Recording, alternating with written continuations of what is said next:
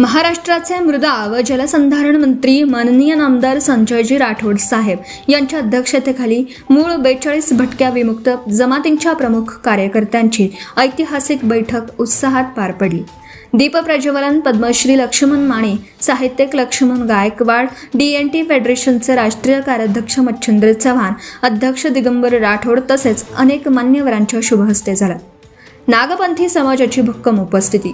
या बैठकीत doctor Jayajinath, doctor Narayan Bhosale, Mahadev Shinde, Shivnath Shinde, Bharatkumar Tambile, Bhimrao Ingole, Babasaheb Tambave, Ambarnath Ingole, Mohan Shinde, Kanifnath Tambile, Anil Chavan, advocate Rekhatai Chavan, Hemlata Shinde, doctor Shivlal Jadhav, Bharat Vitkar, advocate Abhijit Pawar, Urmila Pawar, advocate Rekha Mane, CS Bharati Pawar यांच्यासह अनेक पदाधिकारी उपस्थित होते।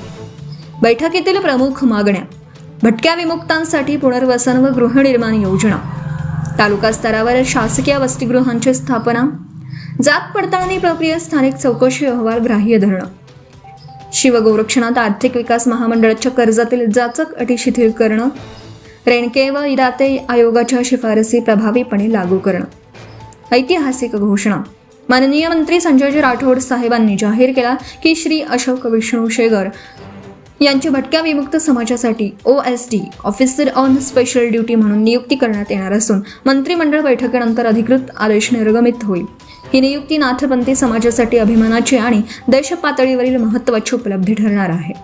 पुढील दिशा: माननीय मंत्री महोदयांनी 31 ऑगस्ट 2026 भटके विमुक्त दिन मुख्यमंत्री माननीय देवेंद्र फडणवीस, उपमुख्यमंत्री माननीय एकनाथ शिंदे व केंद्रीय सामाजिक न्याय मंत्र्यांसमोर समाजाच्या प्रश्नांवर सकारात्मक निर्णयासाठी प्रयत्न करण्याचं आश्वासन दिलं। एकजूट हीच आपली सर्वात मोठी ताकद। संविधानिक हक्क, शिक्षण, निवारा आणि सन्मानासाठी नागपंथी समाजाने असेच संघटित राहूया। श्री अंबरनाथ इंगोले, महासचिव, अखिल भारतीय हिंदू नाथपंथी समाज महासंघ। Subscribe now and press the bell icon. Never miss an update.